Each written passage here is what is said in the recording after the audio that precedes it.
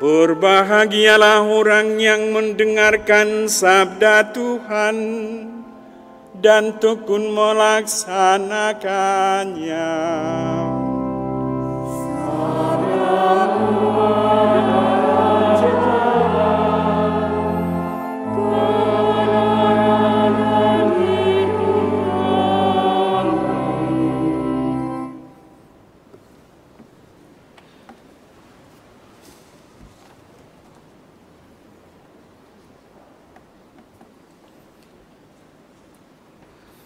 Barang siapa tinggal dalam aku dan aku dalam dia, sabda Yesus, akan berbuah banyak.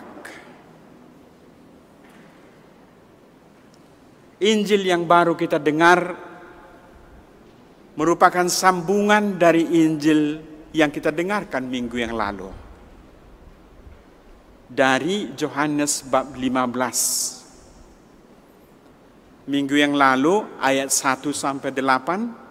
Hari ini ayat 9 sampai ayat 17. Berbicara tentang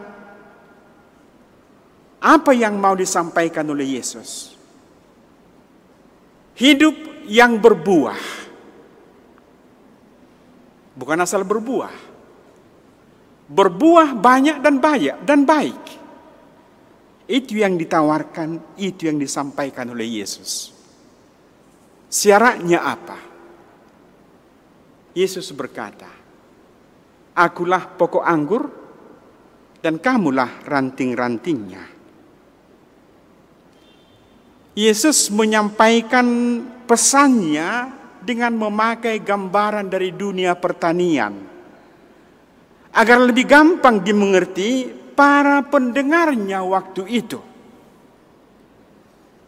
Untuk sekarang, saya nggak tahu. Kita mungkin termasuk dalam bilangan orang-orang yang semakin jauh dari dunia pertanian. Semakin asing dunia pertanian untuk kita. Terutama untuk kaum muda. Satu contoh yang sangat sederhana. Seorang dari lingkungan Santa Clara ini pernah jalan-jalan ke parkir sana.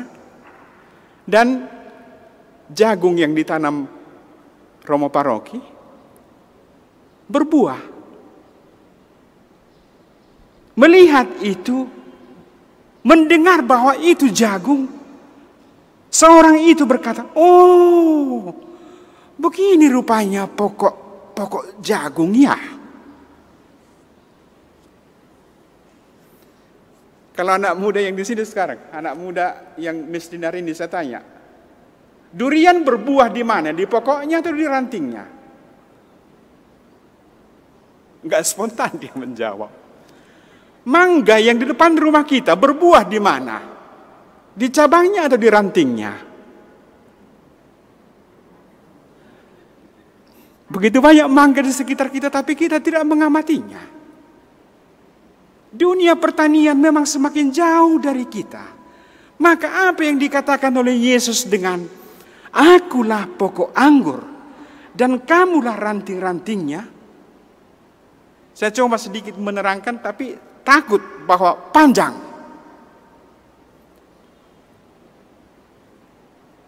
Semakin banyak di sekitar kita ditanam pokok anggur. Coba nanti kalau ada berkunjung, kalau sudah bisa berkunjung ke tempat, entah tetangga atau sahabat, pokok anggur itu menjalar, kemudian ranting-rantingnya, dan dari ranting-rantingnya itulah keluar buahnya. Ranting-ranting itu harus diperhatikan oleh si petani. Kalau rantingnya baik, akan dibiarkan supaya nanti menghasilkan buah. Tapi kalau rantingnya jelek, sudah mulai kering, akan digunting dan dibuah. Ranting-ranting yang bersatu erat dengan pokok anggur itu, harapan besar akan menghasilkan buah. Dan ranting-ranting baik itulah yang dijaga, dipelihara, dirawat, dibersihkan oleh si petani, sedangkan ranting yang kering dipotong, dibuang, dan dibakar. Yesus memakai perbandingan ini, hubungan pokok anggur dengan ranting, untuk melukiskan hubungannya dengan murid-muridnya. Agar murid-muridnya menghasilkan buah yang baik dan banyak. Kalau menghasilkan buah yang jelek, gampang benar. Romo Paroki minggu lalu memakai untuk melakukan sesuatu yang jahat sangat gampang. Tapi melakukan sesuatu yang baik, Yesus meminta, akulah pokok anggur, kamulah ranting-ranting. Maka setiap muridnya harus menyatu, harus tinggal bersama. Dan tuntutan ini, tinggal bersama ini, ada tugasmu Bapak dan Ibu terkasih. Nanti pulang ke rumah, ambil Injil Yohanes, bukan Kisah Rasul.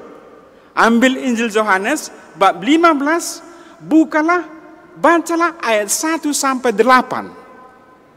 Dalam 8 ayat ini, dipakai sampai 11 kali kata tinggal. Maka dalam satu ayat terkadang dipakai lebih dari sekali. Seringnya, banyaknya pemakaian kata tinggal ini menunjukkan bobotnya apa? Harus tinggal, harus ada, harus hidup bersama dengan dia. Bersama dengan dia yaitu bersama dengan Yesus. Siapa Yesus ini? Yang mencintai kita. Cinta kasih. Yesus memberikan cintanya. Dengan bagaimana? Kita dengarkan dari Injil tadi. Memberikan seluruh dirinya. Sebelum wafat di kayu salib, sebelum menderita, Yesus telah berbicara, aku mencintai kamu sehabis-habisnya dengan mempersembahkan, dengan memberikan diriku seluruhnya. Cinta kasih itulah yang ditawarkan oleh Yesus. Aku mencintai kamu. Akulah pokok anggur. Kamulah ranting-rantingnya. Kamu harus hidup menanggapi cinta kasihku itu, kata Yesus. Paulus berkata, Caritas Christi urget nos. Cinta kasih Kristus mendorong kita. Mendorong untuk bagaimana? Menjadi sahabat-sahabatnya untuk menghasilkan buah. Dan barusan kita dengarkan, Yesus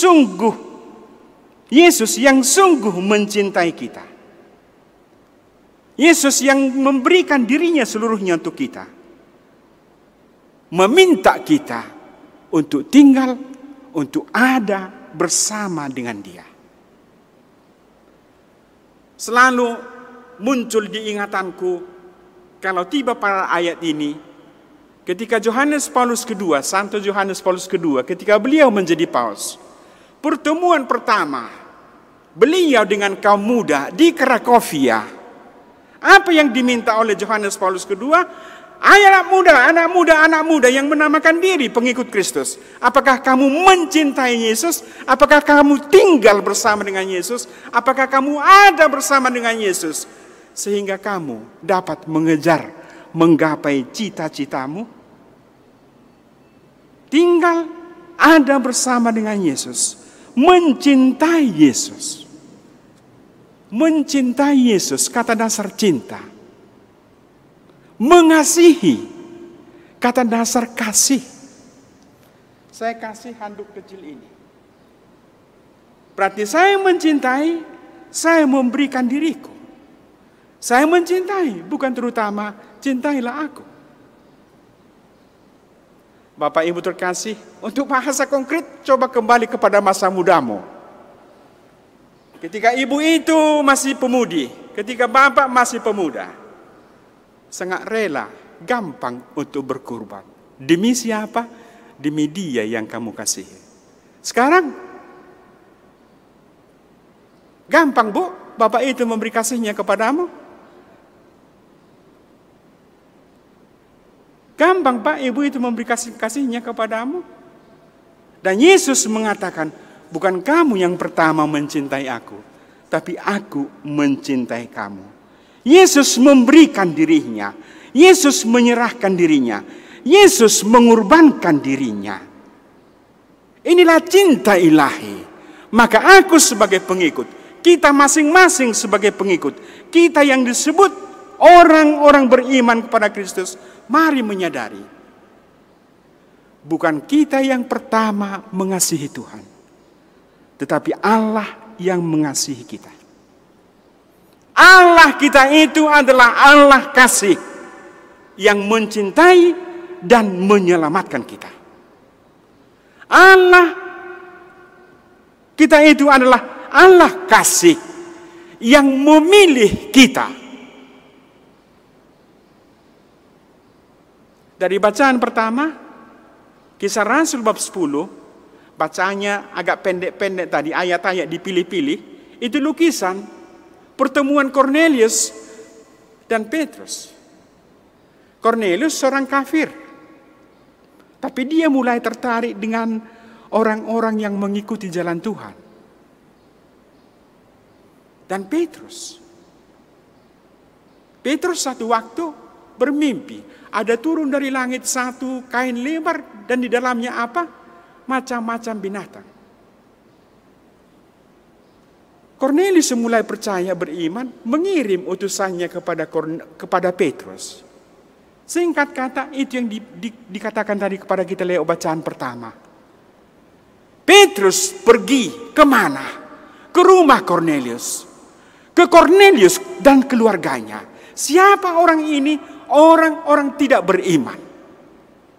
Maka Petrus berkata, sekarang aku mengerti.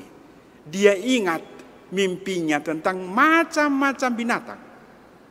Dan dia sampai kepada kesimpulan bahwa dari bangsa manapun Tuhan memilih. Dari bangsa manapun Tuhan memilih menjadi umatnya. Dan kita yang hadir di sini, saudara-saudara terkasih yang dimanapun ikut perayaan ini, kita dipilih Tuhan. Dan Tuhan memilih kita. Tuhan membersihkan kita. Tuhan menguatkan kita. Tuhan menyucikan kita. Dan Tuhan menganugerahkan kepada kita apa? Roh kekuatannya. Untuk apa? Untuk mampu mencintai Dia dan mencintai sesama. Saudara-saudara terkasih, Yesus hari ini mengajak kita. Barang siapa tinggal dalam aku dalam Dia, ia berbuah banyak. Dalam pertemuan-pertemuan vitamin kita, pertemuan selalu didahului dengan lagu apa?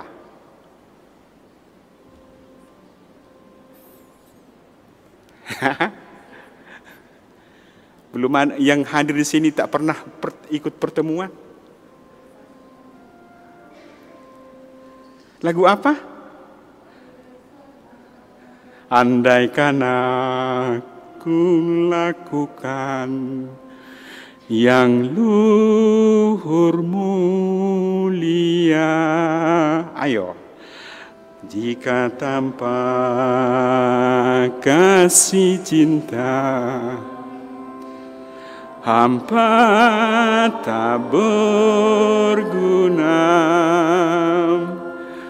ajarilah kami bahasa cintamu agar kami dekat padamu ya Tuhanku. Ajarilah kami bahasa cintamu